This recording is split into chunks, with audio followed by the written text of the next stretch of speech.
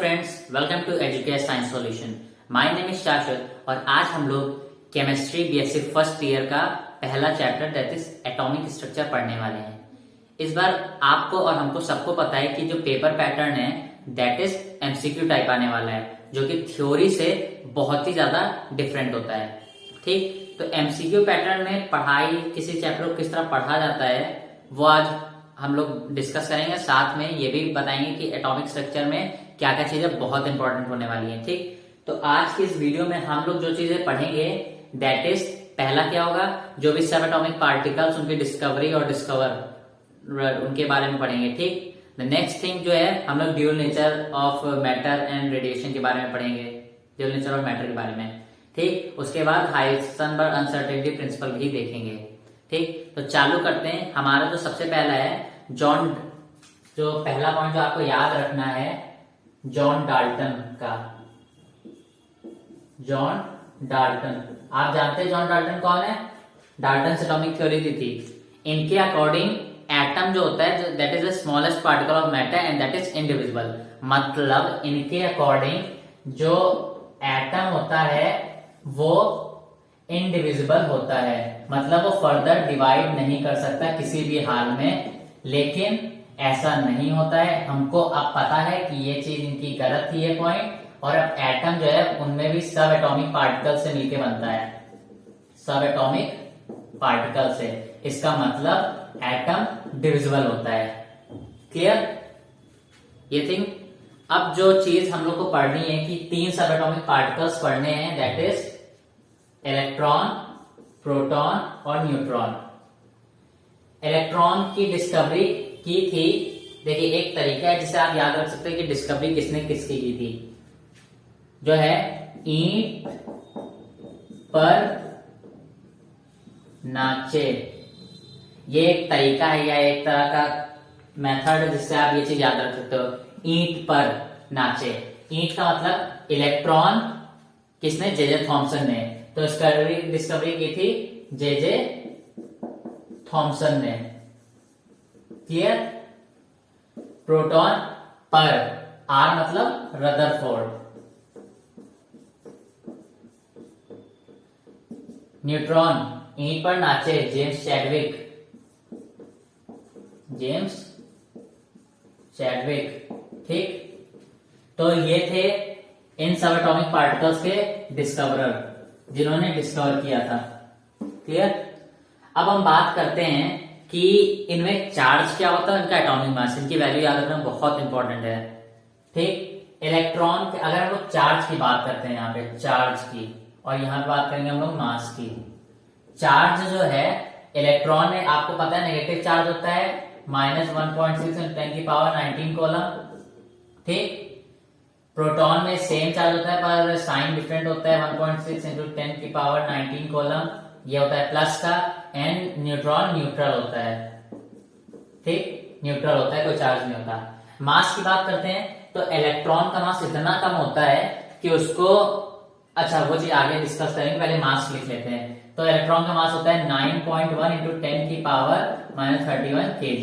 ठीक, ये हो गया इसका मास।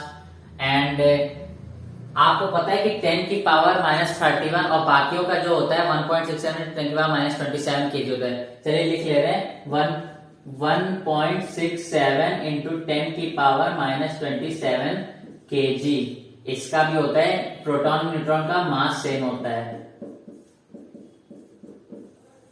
ठीक, अब इनके कंपैरिजन में इलेक्ट्रॉन का मास ऑलमोस्ट नेग्लिजिबल है। भाई कितना गैप है, 4 पावर का गैप, 10⁴ का गैप होने का मतलब ये है कि वो 1000 गुना या 10,000 गुना का डिफरेंस है मास में, इसलिए ये हो गया मास। ये वैल्यूज आपको याद रखनी है, ये बहुत इंपॉर्टेंट है। ठीक, अगर जैसे कि बात करें कि एटॉमिक नंबर क्या होता है, ये सब बेसिक चीजें हैं, इस वीडियो में बेसिक चीजें याद करनी है और ये काम बहुत आती हैं। एटॉमिक नंबर क्या होता है और कैसे निकालते हैं, तो ये बराबर होता है नंबर ऑफ प्रोटॉन के, जो कि बराबर होता है नंबर ऑफ इलेक्ट्रॉन। भाई चार्ज बराबर रखना है तो न्यूट्रल, एटम न्यूट्रल होता है, तो अगर उसमें जितने प्रोटॉन मतलब जितने पॉजिटिव चार्ज होंगे उतने ही नेगेटिव होने चाहिए, तभी वो न्यूट्रल होगा। इसलिए और ये जो होता है ये होता है एटॉमिक नंबर। क्लियर? अगर हम लोग बात करें मास नंबर की या एटॉमिक मास की, तो वो किसके बराबर होता है? वो होता है, देखो अभी हमने क्या बताया था, इलेक्ट्रॉन का मास नेग्लिजिबल होता है in comparison to proton and neutron. तो ये जो होता है बराबर होता है एटॉमिक मास या mass number mass of proton plus mass of neutron के, जो कि होता है इन दोनों को कंपैरेटिवली कहते हैं nucleons. Clear? Proton plus neutron nucleons create करता है। ये एक तरीका हो गया। अब एक चीज और याद रखनी है आपको, वो ये है कि जैसे कि हाँ न्यूट्रॉन कैसे निकाले भाई, किसी भी एटम में अगर आपको उसका एटॉमिक नंबर तो पता ही होगा, तो उससे प्रोटॉन और इलेक्ट्रॉन निकल जाएगा, ठीक। लेकिन न्यूट्रॉन कैसे निकाले? न्यूट्रॉन कहाँ पे? ये है ना न्यूट्रॉन। तो एटॉमिक मास बराबर है मास ऑफ प्रोटॉन के प्लस मास ऑफ न्यूट्रॉन के ना। और मास ऑफ प्रोटॉन को क्या रख सकते हो आप?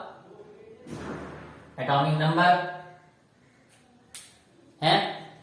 तो ये इसका ये हो जाएगा ना, atomic mass minus atomic number, ये हो जाएगा नंबर ऑफ न्यूट्रॉन्स। ठीक, ये चीज क्लियर है? ठीक,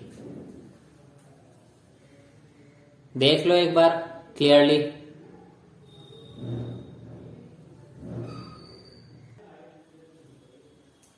देखो यहाँ पे ये चीज क्लियर होगी ना आप लोग को, लेकिन कई बुक्स में ये मास की जगह नंबर ऑफ प्रोटॉन्स भी लिखा होगा, तो कंफ्यूज मत होना, बात एक ही चीज है, नंबर ऑफ न्यूट्रॉन। ठीक, ये टोटल होंगे atomic mass, number of proton या mass of proton atomic number, तो यहां से इधर आ जाएगा माइनस, तो नंबर ऑफ न्यूट्रॉन्स निकल आएगा। क्लियर? तो यहाँ पे ये चीज आपको क्लियर होगी। सब एटॉमिक पार्टिकल्स में अगर कोई चीज याद रखने वाली है तो डिस्कवरर, चार्ज, मास, उसके बाद एटॉमिक नंबर क्या होता है एंड मास नंबर क्या होता है। ओके, तो अब हम लोग को जो पढ़ना है that is bourse theory. Bourse theory, देखो क्या है बोर्स थ्योरी। देखो पहले माना जाता था कि मान लो ये एटम है, ये हो गया न्यूक्लियस और ये हो गया उसके शेल्स, ठीक। और इलेक्ट्रॉन में एनर्जी होती है भाई, इलेक्ट्रॉन हमें पता है कि वो शेल्स के अराउंड रिवॉल्व कर रहा है। तो पहले माना जाता था कि इलेक्ट्रॉन्स में एनर्जी होती है जिसकी वजह से वो शेल्स में रोटेट करता है पूरा, बट एक्चुअली में ऐसा नहीं होता। अगर एक्चुअली में ऐसा होता तो इलेक्ट्रॉन्स का एक ना एक समय पे उसकी एनर्जी खत्म हो जाती, वो न्यूक्लियस में ड्रॉप हो जाता और एटम डिस्ट्रॉय हो जाता, खत्म, बिल्कुल डिस्ट्रॉय हो जाता। पर ऐसा तो होता नहीं है, ठीक। तो लॉजिक क्या था, बोर्स थ्योरी के अकॉर्डिंग ये कहा गया कि जो एनर्जी होती है वो इलेक्ट्रॉन में नहीं होती है, उन पर्टिकुलर शेल्स या ऑर्बिटल्स में होती है जिसमें इलेक्ट्रॉन रिवॉल्व कर रहा है। मान लो शेल हो गया, ये हो गया के हो गया, ये एल, ये एम, ऐसे ही एन, ठीक, 7 बेसिकली होते हैं। वैसे वो इन्फिनाइट वैल्यू हो सकती है, वो अभी क्वांटम नंबर्स में लोग पढ़ेंगे, ठीक। पहला क्वांटम नंबर जो एन होता है उसमें पढ़ेंगे। लेकिन अभी जो चीज ध्यान रखने वाली है कि इलेक्ट्रॉन में एनर्जी नहीं होती, पर्टिकुलर ऑर्बिट्स या शेल्स में होती है जिसमें रिवॉल्व करता है। एक चीज और कि मान लो इलेक्ट्रॉन में अगर एनर्जी होती, या मान लो बाहर से हम एनर्जी उसे प्रोवाइड कर रहे हैं, एनर्जी हमने दी इलेक्ट्रॉन को, तो ये होता है, क्या होता है, ये चीज होती है कि एनर्जी लेवल, मान लो हमें पता है कि के से ज्यादा एनर्जी लेवल एल में है, उससे ज्यादा एम, एल, एम, एन, ओ, इस तरह से एनर्जी लेवल बढ़ रही है। तो अगर इलेक्ट्रॉन मान लो अभी एल में है, एल एनर्जी लेवल में है, तो जैसे ही उसको एनर्जी मिलेगी वो डायरेक्ट कूद जाएगा एल से एम में। और एक और फिर और भी चीज होगी, 10⁻⁸ सेकेंड्स के भीतर ही, 10⁻⁸ सेकेंड के भीतर ही वो वापस m से l में आ जाएगा, मतलब अपनी ओरिजिनल ऑर्बिटल में आ जाएगा और एनर्जी रिलीज कर देगा। जो एनर्जी इसने एब्जॉर्ब की है वो वापस रिलीज कर देगा हीट और रेडिएशन के फॉर्म में, कई बार लाइट के फॉर्म में। ठीक, तो ये होता है कॉन्सेप्ट। इसका मतलब क्या है कि इलेक्ट्रॉन में एनर्जी हो नहीं सकती, एनर्जी लेवल्स क्या होती हैं उन शेल्स या ऑर्बिटल्स में होती हैं। ठीक, तो इनका ये कॉन्सेप्ट था कि, और एक और चीज की, इनका जो कॉन्सेप्ट था वो ये था कि एनर्जी, अगर किसी भी पर्टिकुलर शेल में इलेक्ट्रॉन है तो उस समय इलेक्ट्रॉन में एनर्जी का कोई लॉस या गेन नहीं होगा। नो लॉस और gain of energy by electron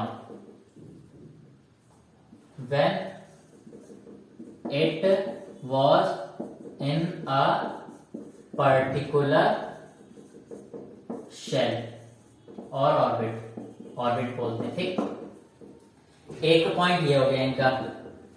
दूसरी चीज थी कि इलेक्ट्रॉन उसी ऑर्बिट में रिवॉल्व कर सकता है या रिवॉल्व करता है जिसका एंगुलर मोमेंटम जो होता है वो बराबर होता है integral multiple of the value h/2π।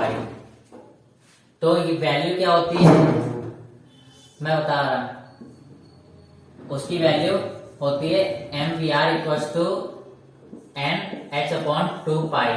क्या है मतलब एंगुलर मोमेंटम। तो ये तो हो गई वैल्यू हमारी एंगुलर मोमेंटम की। ठीक, n इंटीग्रल वैल्यू, ये कुछ भी हो सकती है 1 2 3 कुछ भी। ठीक, h/2π। तो एंगुलर मोमेंटम जो होगा हमारे ऑर्बिट का that is equal to integral multiple of h/2π। ठीक, तो ये बात उन्होंने, ये स्टेटमेंट उनकी थी कि उसी ऑर्बिटल में इलेक्ट्रॉन रिवॉल्व कर सकता है जिसकी value mvr equal to n/h/2π होगी। ठीक, क्लियर। तो ये था, देख लो एक बार, ये था बोर्ड्स थ्योरी का कॉन्सेप्ट। इलेक्ट्रॉन किस ऑर्बिट में रिवॉल्व करेगा, किस शेल में रिवॉल्व करेगा, और एनर्जी होती है इलेक्ट्रॉन में नहीं होती है, तो पर्टिकुलर शेल्स में होती है। तो एनर्जी लेवल जो होता है वो शेल्स का होता है, KLMN जो होते हैं, ये अभी हमने क्वांटम नंबर्स में पढ़ेंगे। ठीक, उसमें अभी देखेंगे। अब इसके बाद हम लोग जो पढ़ेंगे that is dual nature of matter and radiation. हम लोग पढ़ेंगे डी ब्रोगाइल हाइपोथेसिस, या जिसे बोलते हैं dual nature of matter and radiation. Clear. De Broglie hypothesis, जैसे बोलते हैं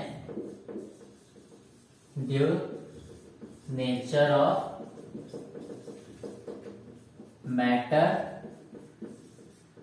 एंड रेडिएशन। क्लियर।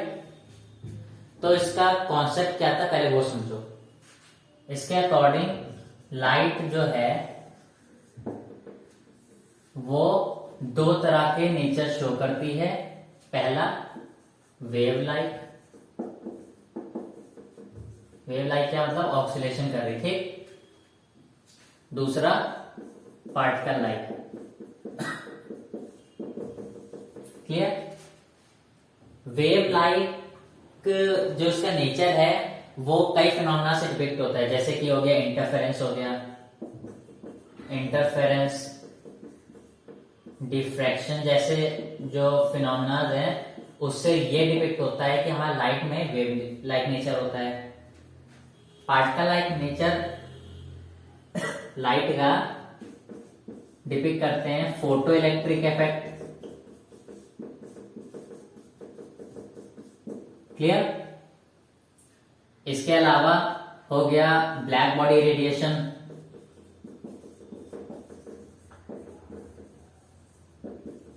ठीक।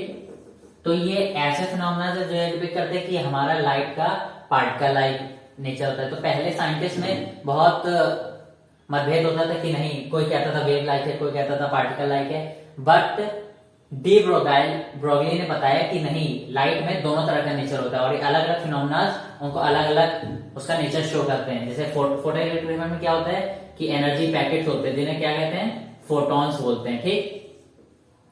अब इनकी जो डी ब्रोकाइल वेव होती है उसका हम लोग को वेवलेंथ निकालने का तरीका सीखना है।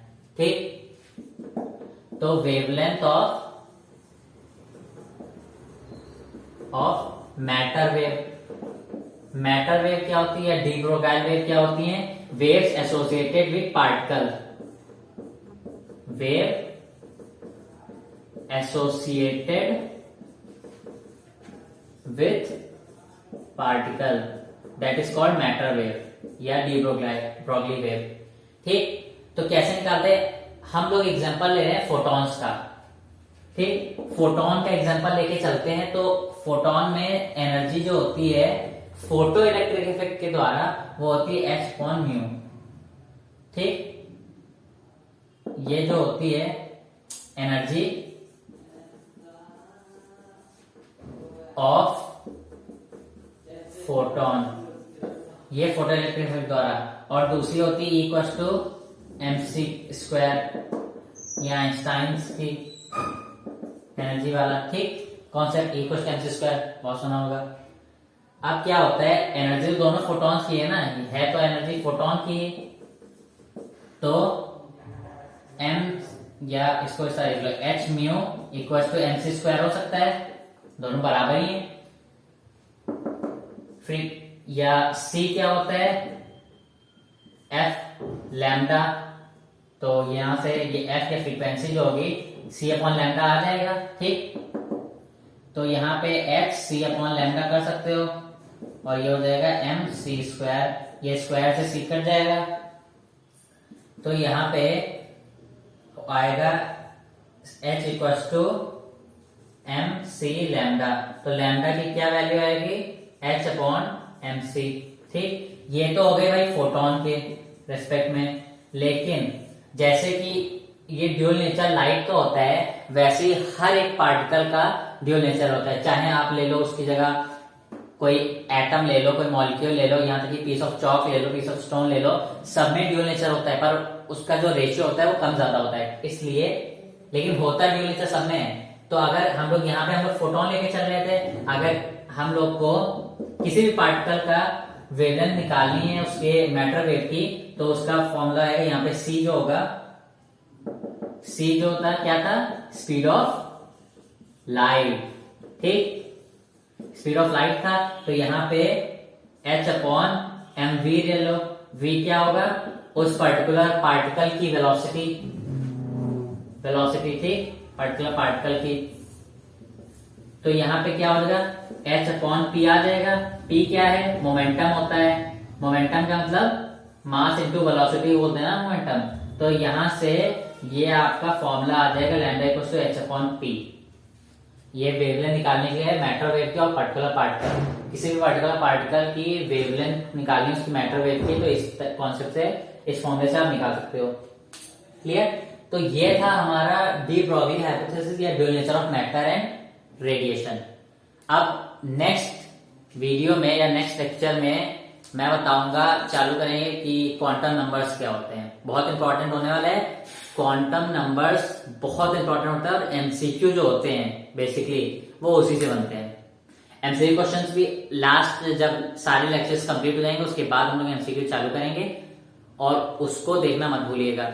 साथ में क्वांटम नंबर्स, अगली वीडियो बहुत इंपॉर्टेंट होने वाली है। ठीक, लिंक डिस्क्रिप्शन में आएगा, देखिएगा जरूर। Thank you.